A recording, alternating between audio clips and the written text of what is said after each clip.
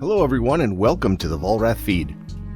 I'm your host, Rich Rupp, product trainer and chef here at the Vollrath Company. And as always, I'm in tandem today with our co-host and producer, Justin Pearson. Hey, Justin. Hey, Rich. What's up? Oh, life, all that good stuff that goes with it. You're not wrong. Keeps us busy. Do you ever feel like some days the funnel is just like everything that's in your world kind of funnels into one point, and you feel like, couldn't it be spaced out a little bit more? Everything comes at once. Yeah, when it rains, it pours, right? Yeah, that's, the old sayings, there's reasons people say those things. I mean, I know this one's pretty obvious, but some of the other ones, if you think about, like, why would someone say that? I don't know, maybe that's just a dumb thing I think about, but anyway, There's wisdom in a lot of those sayings.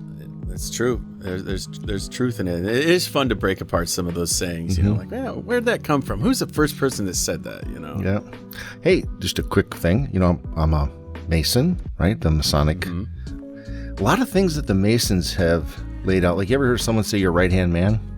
You remember where that came from? Well, in Masonry, you have officers, and on their right sides sits their next in line, or their helper, if you will. So that's on their right-hand man.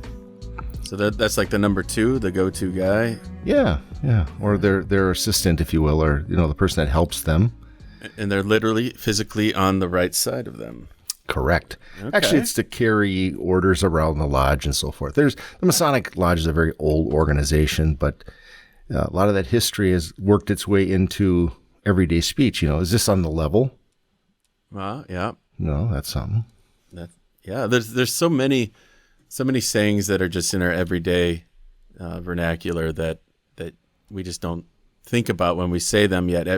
Everybody who's a English speaker as their first language just gets them. And of course, it's all, a lot of it's regional and stuff. But I think about the people who aren't from this country, and you say something like that, and they're just like, wait, what? Yes, it's true. It may sound a little funny, but like kill two birds with one stone, and then that's got to be horrifying. Like shooting fish in a barrel. It's like, man, what? Good points. Oh yeah. Well, fun stuff anyway, right? Well, speaking of fun stuff, I am super psyched for today's episode. Yes. And we have a podcast favorite coming back on the show. Yeah. In Brittany Radcliffe, and this being the episode is going to drop around Halloween. We don't normally theme out our episodes, but what better time, right? Well, exactly. No, she was a lot of fun. We learned a ton from her. Easy to talk to, very engaging, entertaining person. And it just so happens, as the timing lined up, Halloween is one of those holidays that kind of lights her fire. She really is likes Halloween time, and we'll have to hear if she's got anything she does special around this time in culinary, to either at her school. She's also recently promoted from the last episode we had. I think she's now the executive chef at Morehead State University of Dining. So it'll be fun to talk to her about that. And again, maybe she cooks up some creation for the students on this holiday.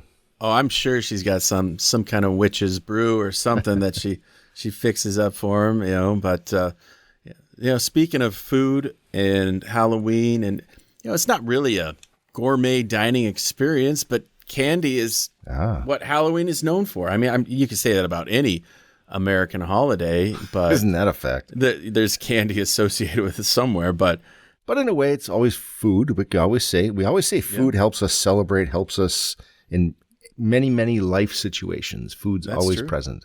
It is always present, and for you, you can really celebrate this holiday with the presence of candy corn, right? Oh, Justin, yeah, you do know me. Yes. Justin is not serious with this, by the way. I can talk at length, I suppose, about my disdain for that particular candy. You were wronged at some point in your early childhood by this seemingly innocuous, harmless candy. It's been around since the 1800s. No, I wasn't harmed. I just ate it at one point and realized that the taste isn't any good. The texture isn't any good. It's not wrapped. It's just in a bowl that everybody, there's just a lot for me that, And please, everyone out there, before there's those of you that really enjoy it. I can understand and respect that. There's things that I probably eat that most others maybe wouldn't. But in this particular case, this one is way off my list. And you're not alone.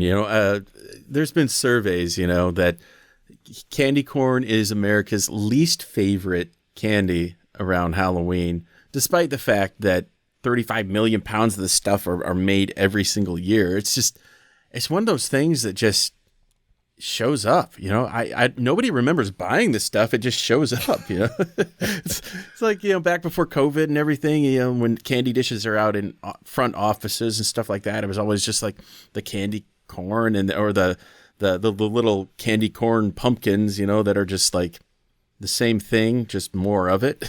I'll bet that stuff's even would outlast a Twinkie. Oh, yeah, I mean, they do get hard, but I bet you could reanimate them with a little bit of effort. They always joked about a Twinkie having a shelf life of however long. I'll bet this stuff would outlast a Twinkie. That's how artificial this tastes to me. It's like if you burned a candle down and carved off some of that wax on the top. That's what candy corn is to me. Yeah, sprinkle in a little sugar. There you go. A little food coloring. And, well, hey, maybe we just need to be throwing those into our survival packs, and like, if the apocalypse ever comes, go hit up the candy corn factory. You probably have hit on the one scenario that I would probably gladly eat a handful of candy corn. Life or death. Yeah. Some situation like that would have to be there. But if there's a choice between the bag or the candy, I'll eat the bag first and then eat the candy. Well, I guess now that we know your least, what's your favorite go-to Halloween candy? Those of you that know me, there's a lot of favorites I have. Boy, I don't know my favorite. And normally when I ask people what's your favorite, making a favorite anything is difficult, but so I say, like, what's your top three or but no, I want to know your absolute favorite. Like, if there was nothing else, this is Well, I love peanut butter. Peanut butter is one of my favorites. So Reese's, those the peanut butter cups, those are right there. But any of those little mini candies are always good. The candy bars, I like those. But peanut butter is pretty much one of my top. I was saying, like, my favorite foods. Peanut butter, love it. Yeah, same. Me, it's easy. It'd be Reese's peanut butter cup, and I think we've talked about this before. It has to be the OG Reese's peanut butter cup, not the minis, not the big ones, because the proportions are all off. It's the ratio. Yeah. The chocolate to peanut butter ratio in the original is perfection. Everything else after that is just some bastardization. I try them all, don't get me wrong, but yeah, right. No, I hear you. You're right. There's the ratio is important. And my wife makes peanut butter balls that are really good too. I forget what she all puts in them, but it's a holiday, Christmas time type candy she makes. Mm-hmm. Yep. Sign me up for all that, Yeah. But according to another study, and these are all very scientific studies, of course, but Skittles was America's favorite candy in 2020. Really? Followed closely by Reese's Cups and Starburst. So we took second place in that, huh? Yeah, I guess. What do kids know? Yeah, right? It seems like all the fruity, colorful stuff is, like something that you enjoy when you're a kid more. And then as you get older, at least in my case, I gravitated more towards the savory kind of candies, this, something that's balanced out. Yeah, Skittles are pretty decent, though. I can get into a bag of Skittles. But they're so sweet. I can't eat very many, I suppose. But good. Not a bad first favorite, I guess, amongst the kids for that holiday. When I was a kid, though, I remember, like, I was always a head taller than most kids were in my class. So even when I was in, like, second grade, I had a friend of mine who was probably a little shorter than average height for second grade. So we would go trick-or-treating together, and everyone looked at me like, well, you're too big to be trick-or-treating, but here you go, little guy, you get your candy. Like, we're the same age. But I always got kind of shunned because they thought I was too old for the holiday. Oh, man, that's tragic. Yeah. Here's some candy corn for you. We got to get rid of this stuff. Yeah. No, I mean, maybe that's where it happened. I guess you could be right. Now, like when the older kids come around, I mean, there's clearly like kids that are in 7th, 8th grade, and that's like getting there. It's like, come on, guys, Yeah, you know. right. They like don't even like dress up. They just have a pillowcase, you know. And I'm just like, I have to give them candy because these are the ones that are dangerous. These are the ones that are gonna like, you know, do something borderline criminal to your property. If you know, the ones that fully embrace the trick side of trick or treat. So it's just like, here's some candy, go away. Right. Oh, yeah. You know, I got a funny story. When I was in college, you know, a bunch of college guys in a house, you're not thinking about Halloween or trick or treat. And it was Halloween, and we looked at each other and said, geez, you think we'll get any trick or treaters? And we're thinking, there's no way, right? The locals kind of know where the students are housed, and they stay away. I got to believe they would stay away. So as it goes, sure enough, we get a kid at the door, trick or treat. And we all look at each other. We have nothing. We're college guys. We have nothing. All of a sudden, our roommate jumps up. Now, just to paint the picture for you here, he's about 6'4", and he's well over 350. Big dude, big guy. But as soon as he starts talking to you, you get the sense he's like the gentle giant. So he jumps up, and he runs in the kitchen, and he comes out, and you can see he's got something in his arms. We can't tell what. So here he opens the door, and these kids are like, trick or treat. And he goes, oh, you know, what are you tonight? And he gets into it with the kids, engages them, and they're all like excited talking to this guy. And they hold their bags open. He drops something, and you can see the whole bag kind of go thump, and their arms go down like, what was that he just dropped in that bag? And these kids, their eyes get big, like they're thinking this is a great big candy bar or some other really good thing. And they look in the bag, and they go, a potato? He looks at me and he goes, oh, they're excellent. You can bake them. You can fry them. You can make hash browns out of them. And he starts to go on and on about the potatoes. And these kids, of course, are like looking at him. It was just too much for us to handle. We laughed and laughed and thought it was just the greatest thing. But whenever that's the kind of stuff you get eggs in return. I think of that often, that Halloween story when I was in college about these kids. And, you know, just you can imagine the kid holding the bag open and then this heavy thing hitting the bag where he's normally feeling like these little onesie twosie kind of candy bars. And they were all excited, and it was a potato. So speaking of potatoes, Rich, did you know that potatoes were originally used to make jack-o'-lanterns on Halloween? I didn't know that. Really? I did not know that either, too. You know, I just kind of always assumed that. How would you carve a potato with enough room in there? Okay, maybe was it a candle in it, or how? I don't know. So apparently, years ago in Ireland, that's where the jack-o'-lantern became tradition. People made other decorations using vegetables that were more readily available, and you know, Ireland, potato. You know, so large potatoes and turnips were the tradition that were used. So I guess you can get some big potatoes and you can have fun. All right, Justin. Here's our challenge. All right, we have to see if we can carve a potato into a jack-o'-lantern style. Yes, Halloween ornament decoration. I'm on board with this. Like full on. Like you have to get at the bare minimum a little tea candle in there, but it has to be illuminated from the inside. Okay. And yep. All right. We're in. We're doing this. All right. Sounds good. All right. We'll post our finished pictures on Twitter so everybody can see, and you can all judge to see who's the better potato lantern carver. Right. Hey, we'll do a service. We'll educate everyone as to where the jack-o'-lantern started. Yeah, it's humble roots. I had no idea it was a potato. I had no idea how it started, to be honest. But a potato. Well, I can see why it quickly transitioned to a pumpkin. You know? Yes, right. Although maybe a watermelon would have been a good choice. At least you could eat the interior. And that's the part that always bothered me about carving pumpkins. It's just like it's nasty in there. You know, it's. I don't mind getting my hands dirty and stuff, but when that slime starts to dry in your hands in mid-process, it's just. Did you roast the seeds? Did you make the pepitas? I like pumpkin seeds, but I don't recall as a family we never did that or anything like that. We would do that. That'd be my favorite. That'd be a good part of it for me, was roasting those up. Well, and I thought, like, you know, when I was carved pumpkins with my daughter when she was younger, I thought about doing that, and I'm like, well, it just seems like a lot less work just to buy a package of of pumpkin seeds. So that's where my head was at years ago. So maybe it's time to do that. That's a good thing.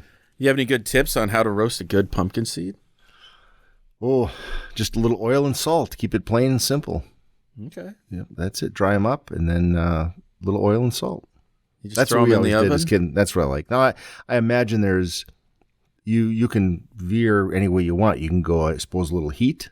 You can maybe try a little. I don't know. I've never made them sugary or sweet, but you could put maybe a little bit of a glaze on them. I don't know. I never tried it that way. Yeah, maybe a little chili powder or paprika. Exactly. Yeah. Wasabi. Fun with it, but baseline, just start with a little bit of oil and a little bit of salt. That's it. Keep it simple. And do you dry them like low and slow, or can you do them fast? Or Yeah, I don't think you want to be in too hot of an oven. I think 350, something around there, as I recall. There isn't any. At least if I asked the Google, I'm sure there'd be tons of recipes. But from what I used to do, just dry them out a little bit on a tray. Of course, pick all the extra bit of pumpkin off of them, and then throw them in a 350 and toss, or dry them off a little bit so that oil's going to stick, and then toss them into a little oil and salt in the 350 oven, and away you go. I'm sure, like you said, ask the Googs, why isn't pumpkin pie a bigger thing traditionally at Halloween? Was it because you scooped out all the guts, you saved it, and then you made it at Thanksgiving? Well, here's maybe a little fun fact. There is a difference between pumpkin that comes, or for pumpkin pie, you have a different pumpkin than you do with a jack-o'-lantern pumpkin. There's eating pumpkins and there's carving pumpkins? Correct. There's a pie pumpkin and a jack-o'-lantern pumpkin. I guess I did not know that. I guess like apple pies, you got, eating apples and baking apples, but you can use a jack-o'-lantern pumpkin for sure. But if you're really just harvesting or you're growing pumpkins for pie, there's a more dense variety that's not as much of a cavity in there. It's just more. Yep. Okay. And I'd be willing to bet I think the flavor's probably a little better. I bought them when we did a demonstration in our rotisserie oven. We have our Vollrath rotisserie ovens, and they're a different style in that we have a basket.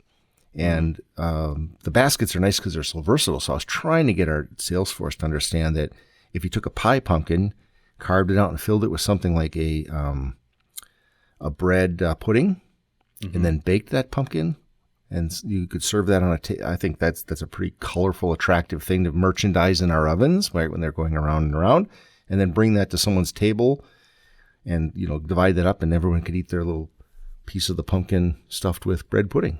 It was kind of a unique way to show our oven, but... Is that a pretty unique feature, having a basket as opposed to... Well, we call our ovens rotisseries, and a true rotisserie is the chicken's on a spit. The spit turns the chicken, and then the whole entire thing goes around the oven. So ours are designed with this basket, which is not standard, not a true rotisserie, but it certainly helps be more versatile. Think of a grocery store. You load it up at 10 in the morning for your maybe noon rush of rotisserie chicken, then maybe you load it up one more time in the afternoon for your grab and go at dinner time, but that's it. It's done. It's done its job for the day. It's chicken. If you've got these baskets, now you can use it. And we've got people that roast coffee in them. We've got people that cook ribs, chicken legs and thighs. Again, I was trying to expand our DSM, our salespeople's ideas of things to show people or talk to people about so they could see more value in running multiple things in these ovens. Okay, well, Justin, we have Brittany on deck. I think we should get to Brittany. I know last time she's such a fun guest, and I know there's a few things we want to recap that we didn't quite fully flesh out from our last conversation with her, so I think we should bring her on the show and once again have some fun and engaging conversations. So everyone, please welcome Brittany Radcliffe to the show. Brittany, welcome to the Vollrath feed.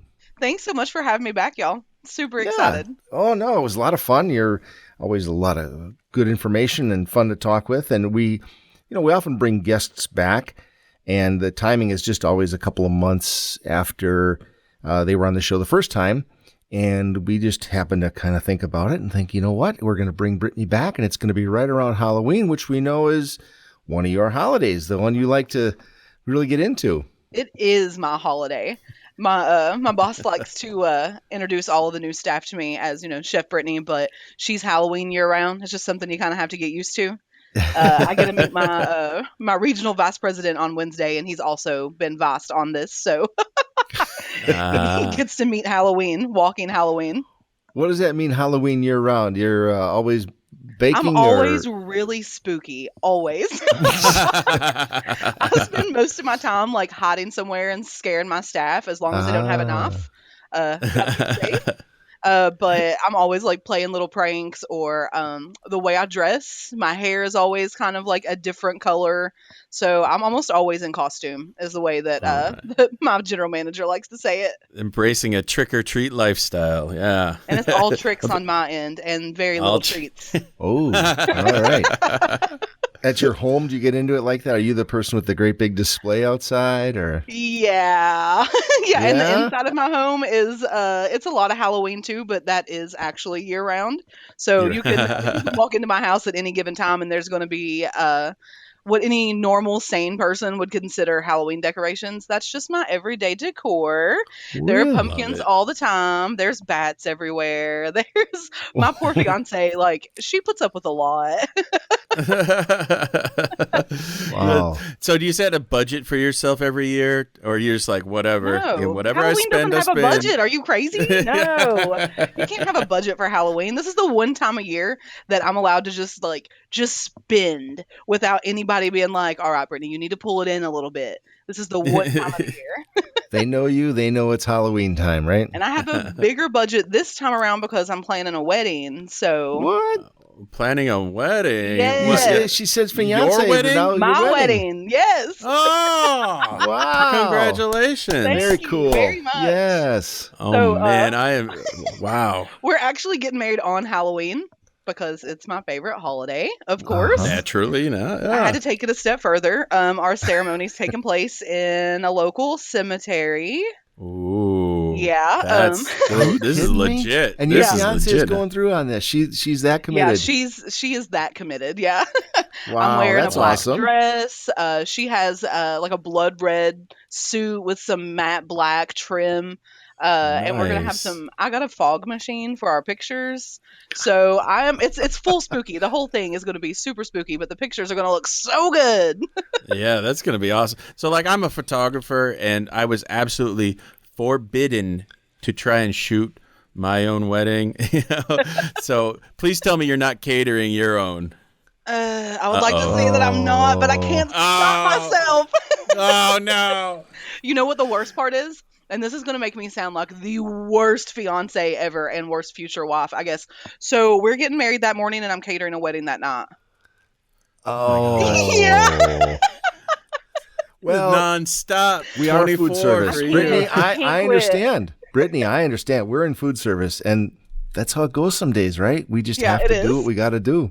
I get it. People maybe don't understand food service, like the commitment you've got to your job and things like that. So I get it, but I'll bet I'm one of the few. Right?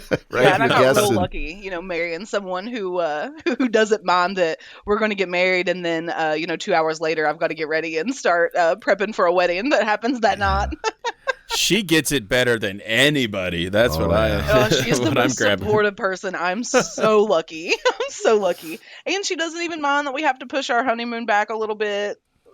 We're looking at December right now for a honeymoon, unfortunately. Well, that's No, all right. the A lot of important people thing do is you that. have it planned, because if it's not on the calendar, you say, oh, we'll do it. We'll eventually do it. And it ain't ever going to happen. It just never so. happens. She deserves the best honeymoon after putting up with the fact that I want to wear black. I want this to be on Halloween. I want to get married in a cemetery. Like, who else is going to be like, all right, baby, like, yes, we can totally get married over top of someone's their tomb. Totally fine. Not a big deal at all.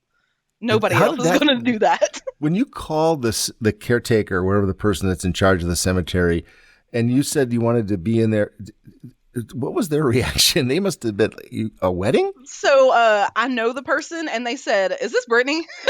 So they were already prepared for the fact that like I'm gonna ask.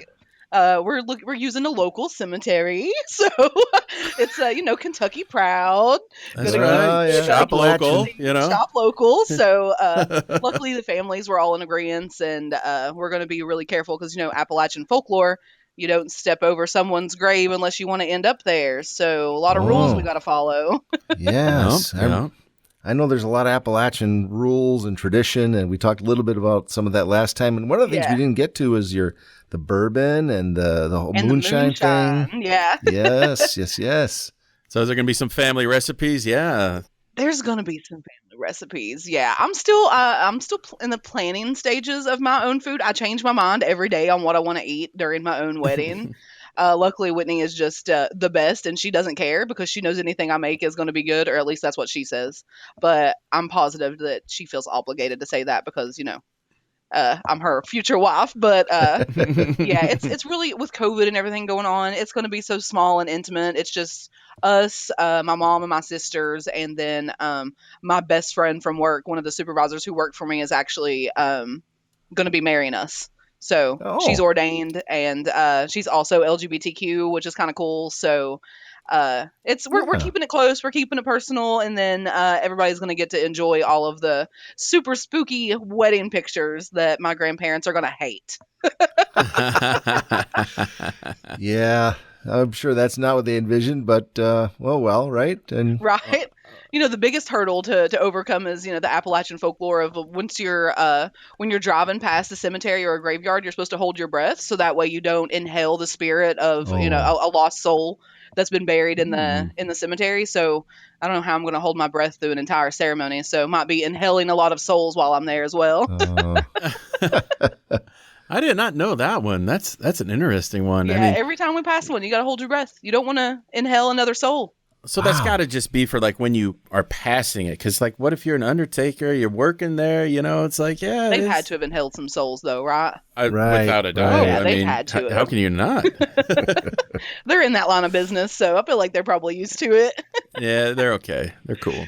So the new job, since we talked with you last, we mentioned earlier you were promoted to now the executive chef, and that's fantastic, right? That's I'm sure from days of culinary school on, that's been kind of the vision and the goal, right? It's always the goal, isn't it? Right. You go to culinary school and that dream job is being the executive chef somewhere, anywhere. Mm-hmm. So for me, I've been with this account for 10 years. I started off as a cook here and then just kind of worked my way up through the years. So I'm really fortunate to be able to get a chance to be the executive at my home. Mm-hmm. I like to call it, like this is where I've come up. This is where all my experience comes from. So I'm really, really grateful and really excited and also super nervous. I didn't realize like how much work went into like the managerial end of stuff. Cooking is difficult now. Well, from a time perspective, I'm sure, but you are the boss. What you say now is, there's no worrying about if someone can approve it or not. You make the choice, right? Yeah, and that's been such an adjustment for me. I still go to, I do have a manager that I report to. Everybody has somebody that they report to. So I still have my manager that I report to, and I constantly bug her and ask her questions. And she's just like, Brittany, you're the executive chef. Just do it. Like, stop asking me if you can. Like, you can do it. Just do it. So I am slowly sliding into that role a little bit. It's been hard, leaving the kitchen a little bit and knowing that the cooks are in the kitchen and they're here to execute my vision, and it's my job to now come up with those visions. So for me, it's hard letting go, but I'm in there all the time. I can't keep my hands off of food. They have to kick me out to go do schedules or paying people or, whatever I need to do most of the time because I just can't stop. What your job is now, right? All that job stuff getting in the way of what you want to do. I mean, on the plus side, there's a lot of really cool things that I get to do now. I'm in the works of getting a micro farm put inside of my residential building. Fun. So we're going to grow our own microgreens, we're going to grow our own herbs, and we're going to grow our own leafy greens. And then the students who go to MSU, there's going to be an app that they can download and put on their phones, and they're actually going to get to track the progression of what we're growing, and then they're going to get to see it go from, little seedlings all the way up to fruition, and then they're going to get to participate in the harvesting and, see how we utilize it inside of the dining facilities. So I am so ready to get that one going. That's a cool concept. Let them see the seeds being planted, and then actually, hey, today, guys, you're parsley is hitting the plate or whatever it is, right? You can. Exactly. And that's That's going to be cool. something. I mean, we're such a huge agriculture school. Like, it's all about farms all the time around here. That's all we know. We know growing, we know cattle, we know chickens, farms. That's all we do. So to be able to take that little piece of the farmland and bring it inside of a residential facility to where they get to actually watch it and they get to track it on their phones, because let's face it, like, this generation, they're all about their phones. Anything they Hmm. can post on Instagram or Facebook or Twitter or take a TikTok of, they're going to do it. And I feel like this is something that's going to, make some moves on campus and get people to enjoy coming to the residential facility and, get to see something new and something cool and get to participate in that. So I'm really excited. So are my cooks. They cannot wait. You meet them where they're at, and technology's where they're at, and that's really cool to be able to bring them into the process and create that emotional connection with them, so that hopefully, I would imagine one of the goals is they don't take these things for granted as much, and That's what I'm you're hoping. involved in some process. Yeah. I'm really, really hoping that they get something good out of this. There's, a lot of schools that are implementing this as a program, and Babylon Micros has been just absolutely amazing to work with so far. They provide everything that you need. A lot of our harvest table accounts have had this implemented for months now, and I've seen what they were doing, and I've seen what they've been able to produce, and just the reduction of their carbon emissions, their carbon footprints on that, coming from large scale schools, is just it's leaps and bounds above what we've been able to do in the past. So for me, it's, we're going to be able to hopefully have a hand in getting climate control under control, and or climate change under control. I'm sorry, and just, change people's way of thinking. They get to see where their food is coming from now. So I'm kind of hoping that it pulls the kids away from the technology just a little bit and gets them more engaged inside of residential dining. That's been my biggest goal this semester so far. Well, let them know that rosemary comes from a plant, not a jar that you buy off the shelf at the grocery store, right? Dried rosemary is not the go-to. We don't want that. For a lot of people, they don't maybe in their heads really put that all together, though, right? That, oh wow, this is something you can plant in the ground. You can have it in your windowsill in your apartment if you really. I mean, that grows fine in a container. So there's ways you can do this stuff and have that fresh taste all around, all year Right, and round. that's something that, I don't want them to just be able to do that in the dining halls.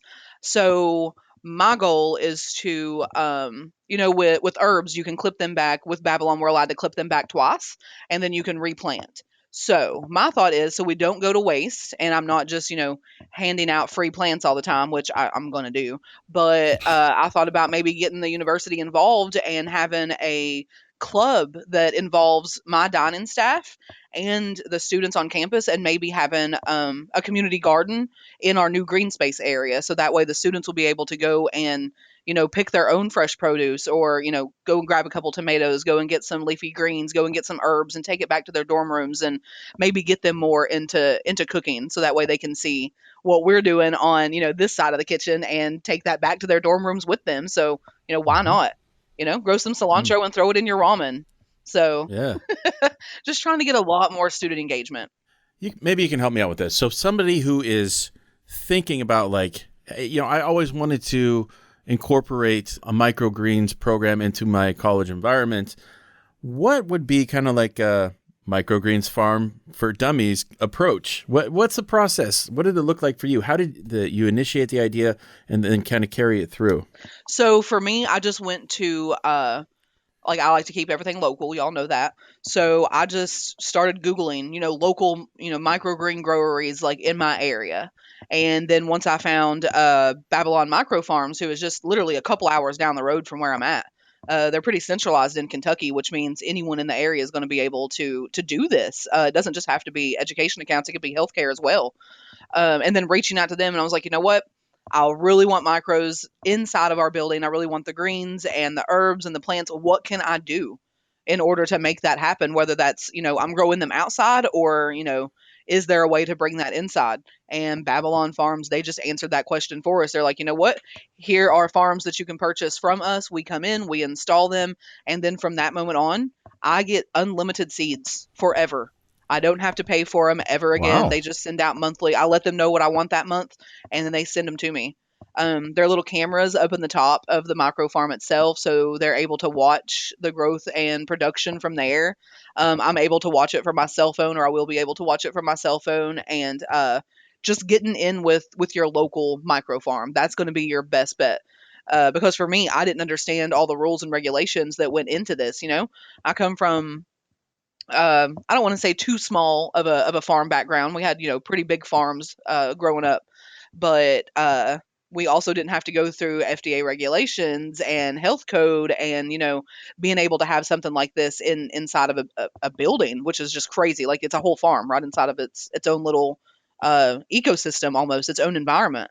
So for me, it was just really the utilization of the people in the industry who've been doing this for years, and what can we do to make that more accessible for our teams, our staff, and the people that we're serving. And from there, it's just been a great partnership with our local farms, which has been amazing. What are some of those regulations, the FDA stuff? Like you said, you can like grow stuff on your own and you eat it, and that's the end of it. But when you start producing things for other people, yeah, there's a lot of red tape, I would imagine. There is, for the growing of the micros themselves. I don't have a lot of like negative feedback on that from FDA. What it is, it's how do you keep a system like that clean? What are you doing in order to make sure that you're not growing mold or fungus inside of with your macros? So the wrong kind of fungus. Exactly. Good fungus, bad fungus. We do not want bad fungus. So for Babylon, they've already thought about all of this. They've already hit all those marks. There is a water filtration system, and all they need from me is access to one of my water lines and a regular 110-volt electrical outlet. That's literally all that was required on my end. And Babylon took over from there, which has been just amazing. I'm hoping to partner with them a little bit more and maybe start composting on campus. I know that's going to require a lot more, and I'm still learning when it comes to that aspect of it. But maybe this time next year, I'll be telling you guys about the composting that I'm doing and all the gardens that I have on our campus and all of the cool things that we're growing now. Maybe I'll have a self-sustaining restaurant by then, at least a pop-up. But that's big long-term goals on my end. So that's more like a 5-year goal. But if I can make it happen in a year, then I'm going to, not going to stop. That's great. That's awesome. Right.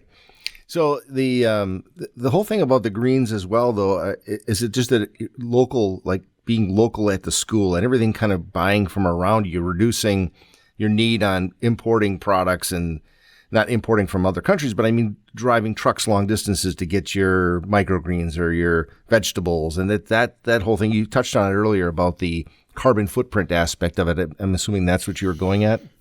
Yes, and I'm sure you guys are no strangers to what's going on in the industry right now.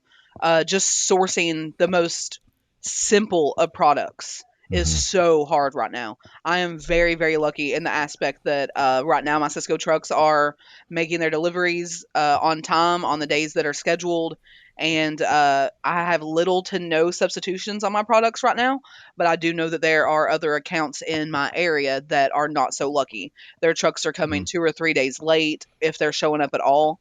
And then when the product does show up, they're getting less than half of what they've actually ordered. So I know that that's probably going to be in the future, and I want to try and avoid that at all cost. So if I'm able to source my proteins locally and go with the small person 2 or 3 hours down the road, as opposed to having to rely on Cisco or another large vendor from hours away, that's what I'm going to do.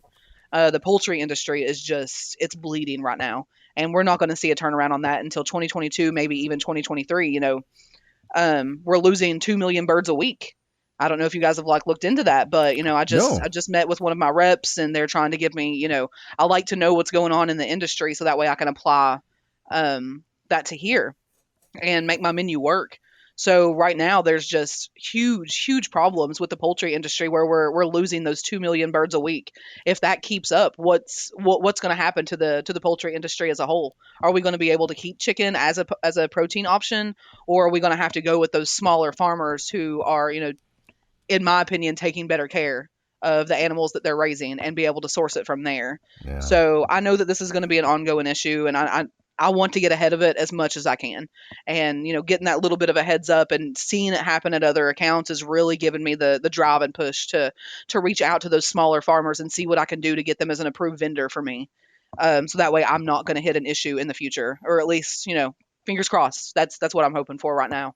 Yeah. Well, and that just kind of transitions into the amount of students that you, and customers that you're serving, and with the new school year, because I imagine you're at full steam, full capacity on campus. How was that gearing back up for that? It's not been easy. I think that I can speak for a lot of us in the industry, specifically higher education. Over the last 2 semesters, my numbers for my meal periods were just so low. For breakfast, I would only see between 60 and 75 kids for breakfast, which is just unheard of for our account. For lunch, we were doing barely 100 to 120, and then dinner, we were maybe hitting 300. So back then, a small staff is what it took to run that. So what's happened between COVID being full force to now, where in my opinion COVID is still full force. Still, But we right? have, normalized the hospitality industry as much as we can to this point. My staff hasn't grown. I was going to say the labor shortages have just got to be. This is the worst I've ever seen it. Granted, I'm only 33, so I haven't seen very much, but I've never had to encounter a problem like this in my life. So it's interesting navigating it. That's for sure. But now our numbers have jumped back up. I've had the one of the largest freshman incoming class that I've had in years. So now on breakfast, we're pushing almost 200. Lunch, I get between 300 and 400 students. And on dinner, we can go upwards of 700 or 800 sometimes, depending on what all's going on campus. I am doing that 7 days a week. Most of the time, we're doing 3 meal periods a day. Other than the weekends, we do a brunch and a dinner service. I'm doing that with 2 cooks.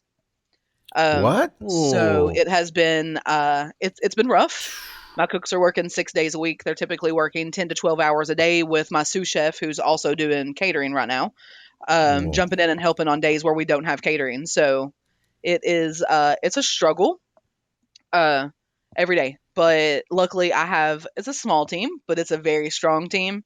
Less of a team now, more of a family than ever. I know I talked about that in my last episode with you guys, but we'll never be as close as a family as we are right now. They're really putting the hours in and the work in, and I couldn't have asked for a better team to come together. It's just now, what do I have to do to get people to apply?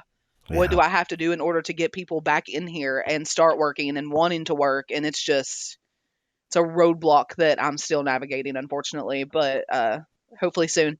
That's the industry, though, right now. I know there's so many places that need help. And so the catering aspect, I know catering was, college and universities were kind of getting into catering as a revenue stream, right? Of making some revenue. Do you look at that, though, like restaurants? I think their approach to this labor shortage is simply pulling back, scaling their dining rooms down to handle what the cooks can do, right? It doesn't do any good to seat the whole dining room if you're 2 cooks down. You can't manage it. Don't seat it. So what is your philosophy on like the catering and that going forward? Are you going to still try to continue to do that? I mean, 6 days a week on your cooks is kind of that's a burnout, isn't it? It is a burnout. My catering is full force right now.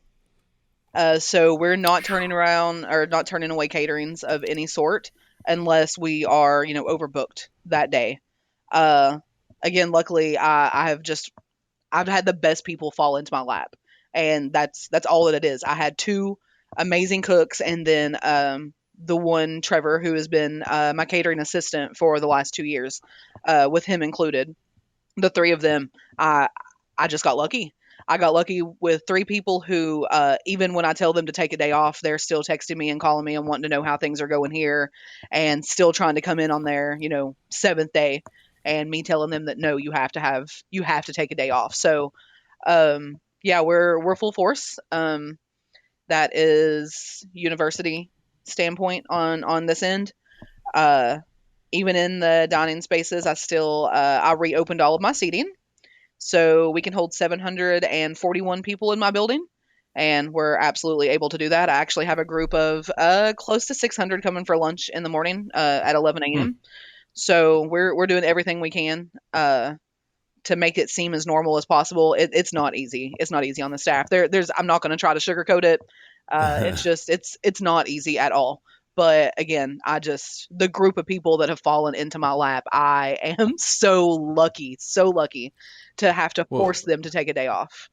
well, you say that you're lucky, and you might be lucky that they fell into your lap, but really, what I see is it's a testament to quality leadership, because they could go anywhere, and get another job, and they elect to stay with you despite being the hours and what's being required of them. So that really is a testament to you at the helm there. So applause there. But it brings up some interesting thoughts and questions, and like, how do you alter how things are done being so short staffed? Because your numbers and the people that you have to serve, that you don't have control over that. You can't say, hey, we're closed today because we don't have the staff. What do you do? What are some tips or tricks that help you make production and make numbers? It's been kind of like this is a new adventure. So it's a trial and error situation on my end. Yeah. So, we try something one week, and if it doesn't work, then we all come together as a team. We discuss it, what worked, what didn't work, what can we do to make it better next week. So the biggest thing is, again, having just an amazing team who openly communicates and helps me see things that I might not see because I'm preoccupied by other things going on. So on my end, it's just been it's all trial and error. Luckily in the residential facility, I've been able to reopen some of my self-serve stations, based off of, Kentucky laws right now and what the university is wanting to see. So my salad bar is now self-serve, which cut down on that labor a little bit. They're now able to focus on the prep and the upkeep and the cleaning. My pizza station has reopened as a self-serve station. So now, my pizza person is able to build pizzas and make pizzas and not have to worry about, stopping what they're doing to serve the 20 kids that we have in line waiting on pepperoni pizza. My grill station, I reopened that today, also self-serve, and my bakery station is now self-serve. So that's helping a lot. Today is the first day of that self-serve. So we're going to see how that pans out for us over the next couple of weeks, get some feedback from the university, get some feedback from the students. Already while we were taking down not the sneeze guards themselves, but the partitions, The shields, some safety students shields. were like, you could hear like little shrieks of excitement. And the best part of that was getting to interact with the students while this was happening today. And the students were like, we're so happy that you're doing this because now you're going to be able to focus on prep.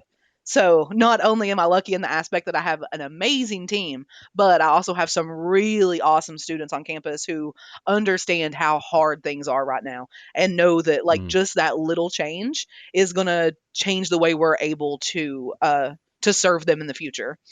So hopefully that means I'm going to be able to reopen some stations because I have had to close stations right now due to staffing. My Mongolian station is just sitting there untouched, which is probably the saddest thing that I've ever seen to see. It's Yeah, sad. to have that large Mongolian grill just Oh, sitting there, beautiful, waiting it's for a me to touch it. showpiece. Yes. It's gorgeous, and it's just sitting there.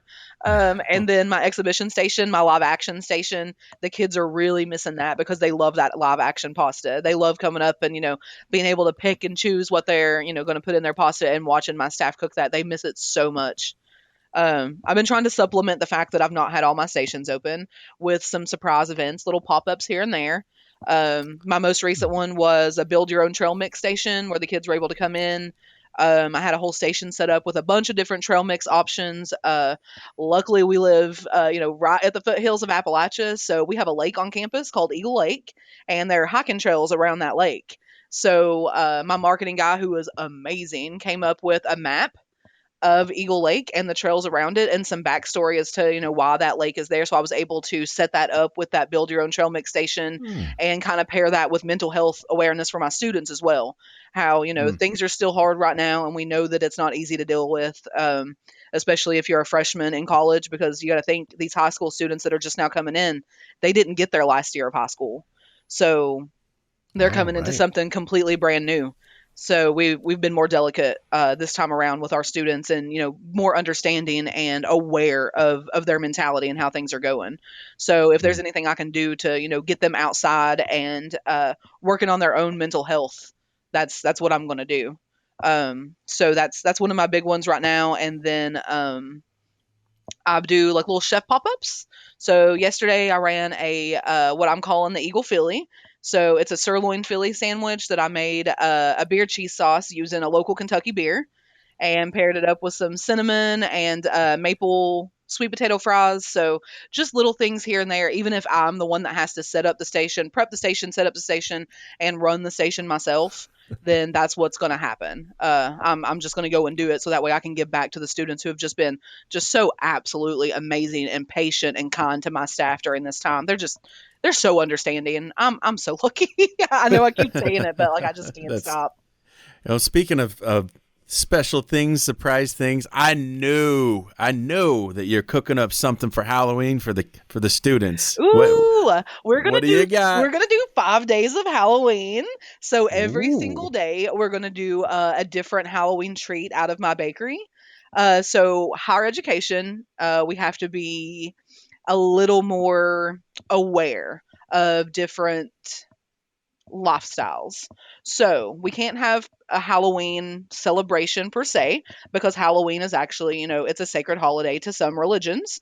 A lot of them are actually, practicing here on campus. So for us, it's more of, what can we do to kind of like take them back to feeling like a kid, even if it's just for a few minutes. So I'll usually do, I'll hand shape little pumpkins out of Rice Krispie treats, dime orange, and that way they're able to come in and get something that is cute and will remind them of, what it's like to be a kid. A lot of the students will still come up and say, trick or treat to my bakery woman as they're getting treats. So it's going to be a different Halloween treat every single day for 5 days leading up to Halloween. And then I'm just going to set out candy bowls everywhere. There's just going to be big candy bowls sitting out everywhere on Halloween. So I can't decorate or do anything like that again due to religious reasons, but we're going to make it as Halloween as possible. And also, I'm probably going to dress up as Linda Belcher at least one day because I have to. Yes. Yes. Love that show. I just got to get one of my cooks to be Bob, and there's one here who looks just like him. So we're going to be Bob and Linda one day during the week and just do like a burger special on grill during Halloween week and make it fun and exciting for the kids. You got to have at least a Louise on staff somewhere too, then. We'll have to find, oh my gosh, I have the perfect person. Thank you for that. Now, he's going to hate me, but he's going to have such a good time as Louise. And there's a Bob's Burgers cookbook, so I'm going to have to break out one of the Bob's Burgers burgers for that week, I think. Oh, you're giving me too many ideas.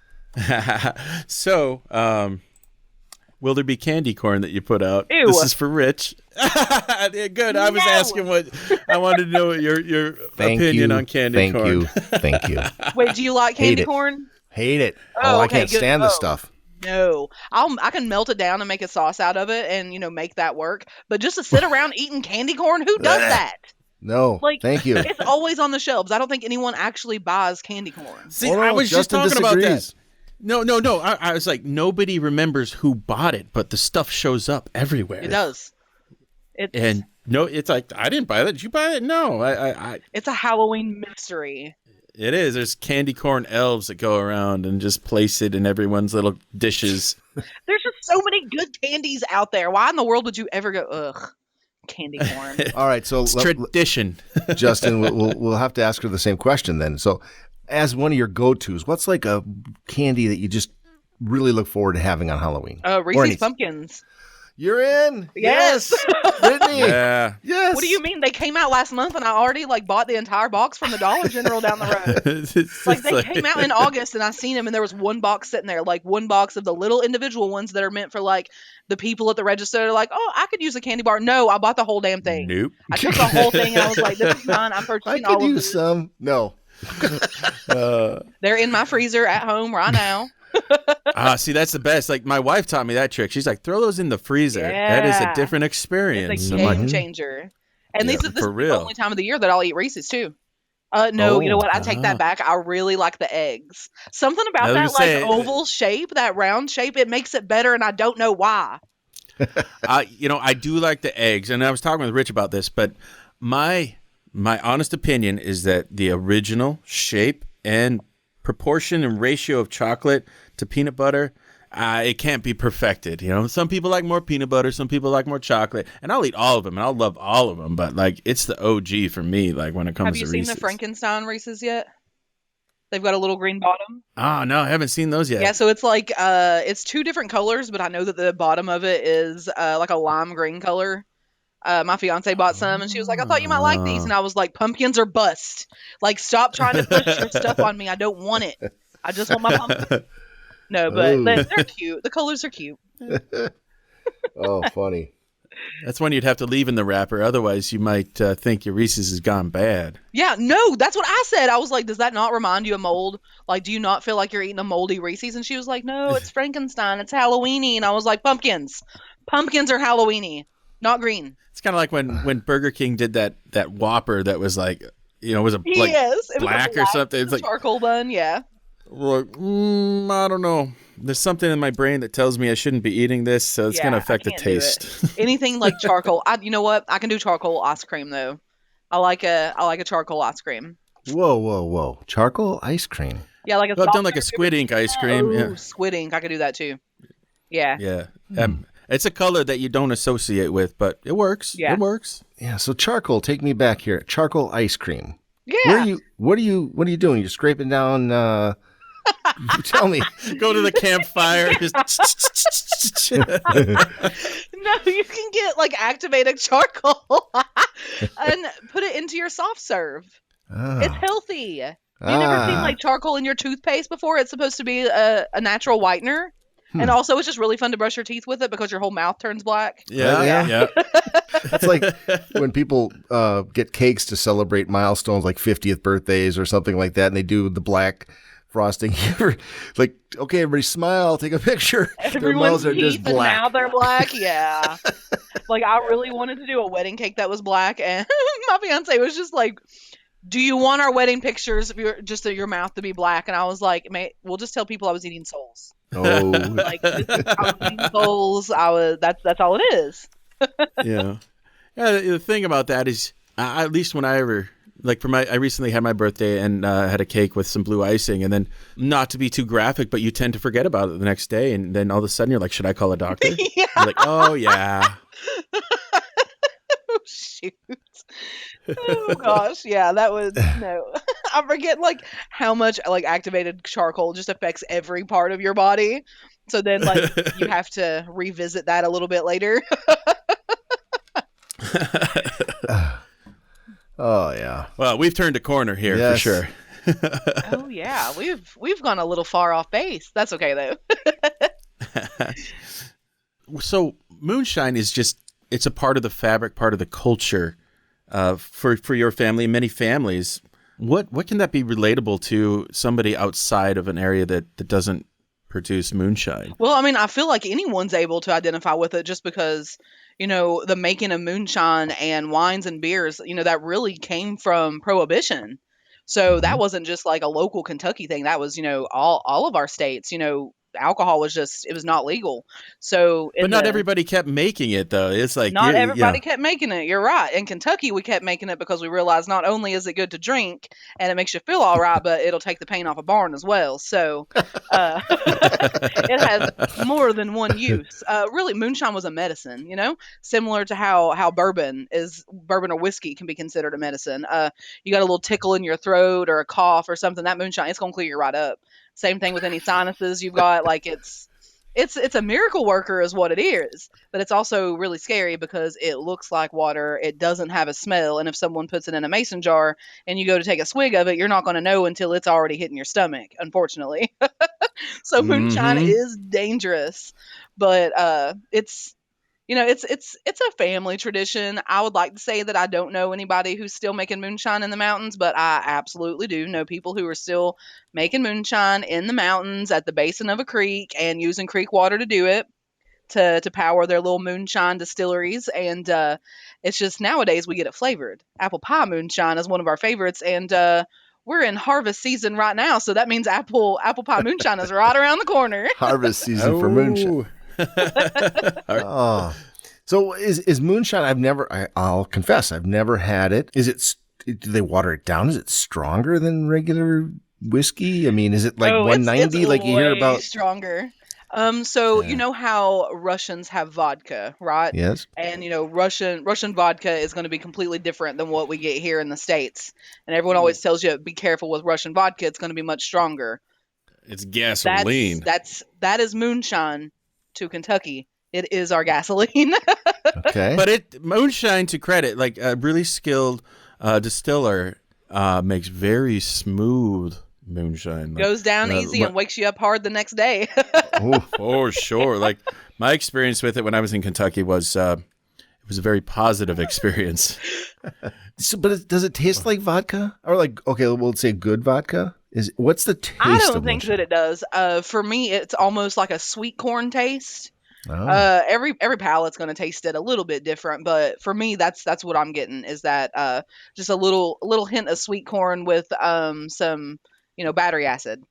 But no, Okay. Just a hint of acid. yeah, it'll dry you up. Have you ever had Everclear? Yes. You know how Everclear just seems to pull all the moisture out of your mouth whenever you Oh, go yes. to take a drink of it. Numbs So your good- lips. It's Yeah, good moonshine's going to do the same thing, but Ooh. the dangerous part about good moonshine is it's going to be smooth like water. Your stomach's going to burn a little bit, but nothing else is going to. So that's how you know you've got some Really? good moonshine. Yeah. so no feeling in the throat, like a little burn of any sort or anything in your mouth. Maybe I'm just used to it. You guys would probably have a little bit of burn in your Brittany's like, throat. that's nothing. It's like drinking water. What? No, that's you put it Well- on, teeth coming in as a child, Sure. rub a little bit of moonshine on it, it'll numb you Yeah. right up. Yeah. No, Yeah. I've had that. I've had done to me. Not moonshine, whiskey. Whiskey, But yeah. Yeah. uh, Well, it's a kind of a blank palate, though. I mean, that's why you get like the apple pie. If you just throw some cinnamon sticks in there, I mean, you could throw anything in there and it'll take on whatever flavor. So My it's mama always really put a shot of moonshine in her apple pies. oh. So Oh. she always said that it was for a more tender pie crust, but you're Of also course. going to get a really nice sauce over your apples with that. So I can tell a difference, but it also could just be because I grew up on apple pie with a little bit of moonshine in it, and I can tell a huge difference tasting somebody else's apple pie. But Yeah. my grandmother, she swears by it in most of her fruit pies. Actually, she would put just a little shot or two of moonshine in there, and that sauce is just it is to die for inside of those pies. So would it be like one for me, one for the pie, one? Yeah. It's the jar is for you, and then you just like dip your fingers in and sprinkle it into the pie, but the rest is just for you. Makes baking more fun. So is it like we see in the show that's out on the Discovery or whatever channel it's on, and kind of the lore that you hear about? Is it like these families defending territories and their recipes? Is it really that? I mean, is that reality, or is that kind of Hollywood Depending on makeup? where you're at in Appalachia, absolutely. Some of the biggest rivalries that you're going to see actually happen in West Virginia, which is just that's a 45-minute drive for me. So, but like right on that border where West Virginia and Kentucky hit each other, you're going to get some, not only family rivalry, but states as well. Kentucky moonshine versus West Virginia moonshine. And I'm gonna be honest, I've never had West Virginia moonshine. I've only had it from the hills of Eastern Kentucky, so I couldn't tell you which one is better. But I'm obviously going to say Kentucky. Yeah. We've got the better moonshine here. But yeah, Interesting. it is. You don't hear about it very much, but you'd be surprised at how many families back in these little hollers are actually feuding with each other because someone's come onto their side of the creek in order to get a better water supply for their little mini distillery they have going on. So it's not unheard of. We don't overlook it here in town, but everybody else, they just everyone's kind of oblivious to it unless you lived in a holler yourself. Yeah. Well, and I think everyone knows the history of NASCAR and how that all kind of originated running moonshine, right? That was the Right. whole kind of start of NASCAR. These guys souping up their stock vehicles and running away from the police. So, And man, do we love NASCAR and moonshine around here. yeah. All right. Well, Brittany, as we thought, this was another really fun day. You're just always fun to talk to. It's because it's so much about a wide variety of topics. You certainly your new job. Congratulations again on that and all the things that you got going on there. But just the fun of talking about life in general is always just such a good time with you. So thank you again for joining us on the show today. And so Brittany, and before we let you go once again, we always ask our guests for any inspirational thoughts or anything like that you have? Yeah, absolutely. It's a tip this time though, y'all, because we're entering harvest season. So one of the biggest things that we do here in Kentucky, especially anybody that owns an apple orchard, at the end of harvest season, always make sure that you leave at least one apple hanging on the tree. Otherwise, you're inviting the devil in. So next year's Oh, harvest won't be as good. So everybody wow. leave at least one piece of your produce out. Don't pick it. Don't harvest it. Just leave it there. Let the devil have it. He'll leave you alone. Don't breathe in Right. near cemeteries. Hold your breath. Hold your Don't breath. step on graves. Don't We step learned a over lot of good graves. stuff here today, Justin. Yeah. We are. I've been learning a lot of stuff I've been doing wrong. All right. Well, again, Brittany, thank you. Thank you so much. And congratulations on your upcoming wedding. That's fantastic. Happy Thank for you you. and wish you the best with all of that. And just once again, thanks again for joining us today. Appreciate Yeah, it. thanks so much, guys. All right. Wow, Justin. As we thought, there we go. Once again, Brittany, everybody. It was it's fun though, right? She's just a great person to talk to. There's a lot of fun. And yeah, we could talk for quite a long time. But Oh, I know. We could just keep going and going. She's just such an effervescent person, It's just fun to talk to. You feel like you've been friends forever with her, and that's just how she carries herself, and one of the reasons why she is as successful as she is. She's genuine, she's true to herself, and is just a contagious personality to be around, and I love that. yeah. Well, I want to kick this one over to Nate to get the recap from Nate on it. But good luck, Nate, because I think there was just a ton of stuff there. So take it away, Nate. Thanks, Rich.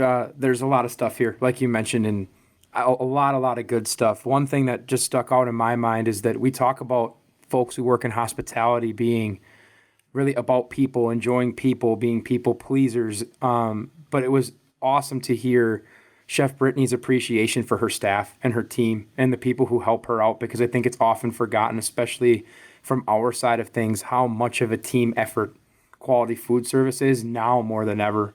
And I thought that was a wonderful, it was so awesome. It's awesome to interact with genuine people who express gratitude. And that's been Brittany, obviously, since we have gotten to know her. That's just kind of who she is. But I think we can still be appreciative of that. The other quick tidbit I do want to highlight amongst all the really good stuff we talked about was using and utilizing self-serve as an opportunity to still meet customer demand when you might be short on help.